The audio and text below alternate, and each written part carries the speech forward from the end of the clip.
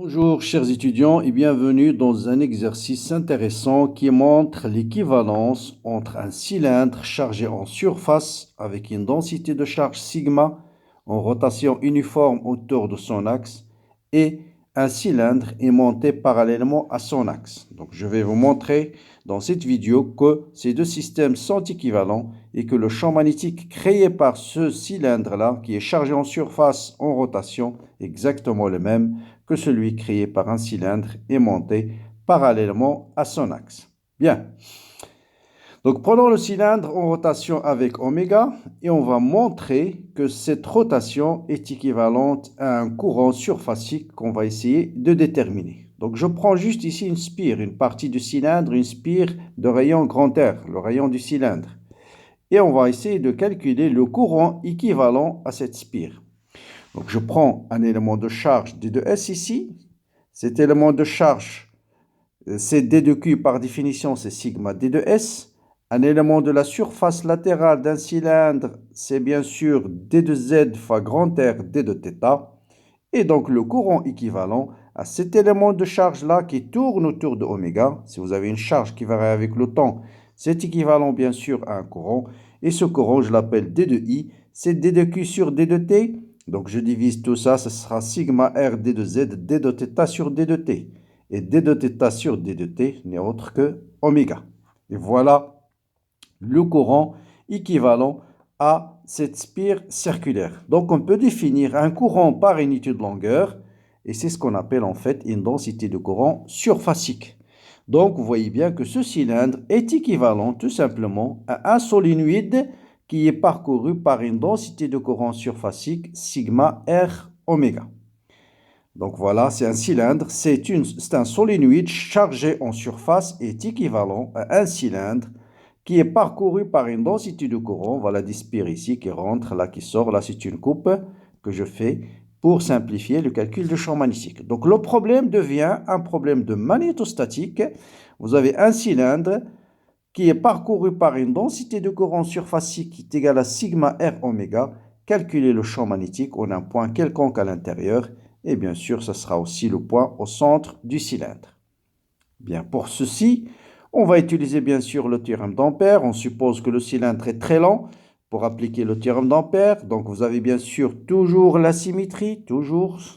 Le plan qui est perpendiculaire au cylindre est un plan de symétrie. Ce plan-là, c'est le plan MER Eθ. Et si on se suppose le cylindre est assez lent, le champ ne dépendra que de R et il sera suivant EZ.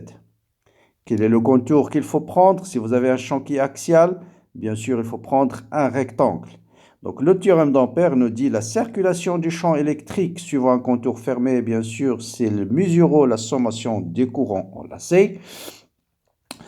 On peut montrer que le champ à l'extérieur est égal à 0, est uniforme d'abord en prenant un contour comme ça, parce que c'est comme le cas d'un solénoïde, donc le champ à la distance R est égal au champ à la distance R', comme le champ à l'infini est nul.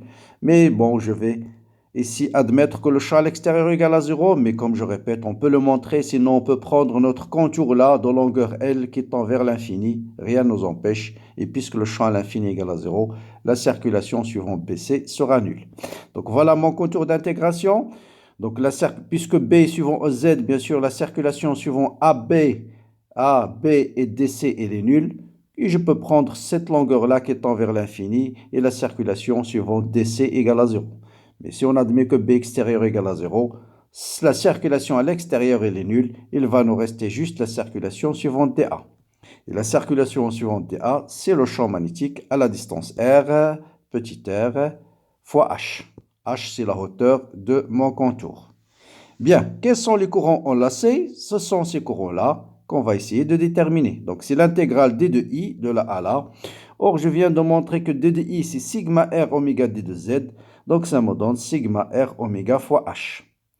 Et donc, circulation égale à mu 0 fois la sommation du courant me donne que B égale à mu 0 sigma R oméga. Donc voilà le champ à l'intérieur. Vous voyez bien que c'est un champ uniforme partout. C'est un champ qui est uniforme et qui est dirigé suivant l'axe des Z. Bien. Maintenant, quelle élémentation équivalent à ce courant? On va déterminer le dipôle magnétique, en fait, le dipôle magnétique total équivalent à cette distribution de courant. Bon, vous savez qu'une spire parcourue par un courant d de I, c'est équivalent à un moment magnétique qui est le courant à la surface, suivant OZ. La surface, bien sûr, c'est un disque, c'est pi r carré. Et je viens de montrer que d de I, c'est sigma r oméga d de Z. Donc ça, c'est le moment total, le moment dipolaire total, moment dipolaire total du cylindre. J'intègre sur tout le cylindre. Donc j'intègre d de Z, c'est la longueur L du cylindre. Et l'aimantation, par définition, qu'est-ce que c'est que l'aimantation? C'est le moment magnétique divisé par le volume total. Donc je divise par le volume total qui est pi r carré fois L et je trouve l'expression de l'aimantation équivalente à cette densité de courant qui est sigma r oméga. Donc je montre que B, si je remplace sigma r oméga par M, on trouve tout simplement B égale à mu 0 M. C'est le champ que vous connaissez qui est créé par un cylindre et monté parallèlement à son axe. Bien sûr, on peut retrouver ce résultat-là par un calcul direct. On vous donne un cylindre aimanté parallèlement à son axe avec M égale à M suivant Z. On peut calculer facilement le champ à l'intérieur et en même temps montrer que le champ à l'extérieur est égal à 0. Puisque l'aimantation est uniforme, rotationnelle de M égale à 0, les courants surfaciques équivalentes à cette aimantation, c'est M vectoriel, la normale à la surface, bien sûr, c'est ER. Et vous avez M suivant EZ, et EZ vectoriel ER, c'est Eθ. Donc les courants surfaciques, c'est bien des courants qui tournent autour de la surface, et on retrouve notre équivalence qu'on a calculée tout à l'heure. Donc un cylindre aimanté, c'est équivalent à un solénoïde. On peut calculer le courant soit par la méthode que j'ai déjà faite, soit vous savez que lorsque l'aimantation est uniforme, le potentiel vecteur est donné par mu0 epsilon0 m vectoriel j, ou bien E, vous le notez, ça dépend des notations. Mais qu'est-ce que c'est que ce terme? C'est un champ électrique créé par le cylindre chargé avec une densité uniforme. Bien, je considère un cylindre chargé avec ρ égale à 1. Je vais laisser bien sûr tomber la symétrie. Tout le monde sait que la symétrie, le champ électrique suivant ER ne dépend que de R. Je prends ma surface de Gauss, un cylindre de rayon petit r. Et le flux à travers ce cylindre, c'est le flux uniquement latéral, puisque le flux à travers les bases est égal à 0. Et la charge intérieure, c'est pi r carré fois h sur epsilon 0. Et je trouve que le champ électrique créé par ce cylindre, c'est R sur 2 epsilon 0. Je remplace J ici par sa valeur et je détermine le potentiel vecteur. Donc voilà l'expression du potentiel vecteur. C'est mu0R sur 2 suivant Eθ. Donc c'est un potentiel vecteur qui est suivant Eθ et qui ne dépend que de R.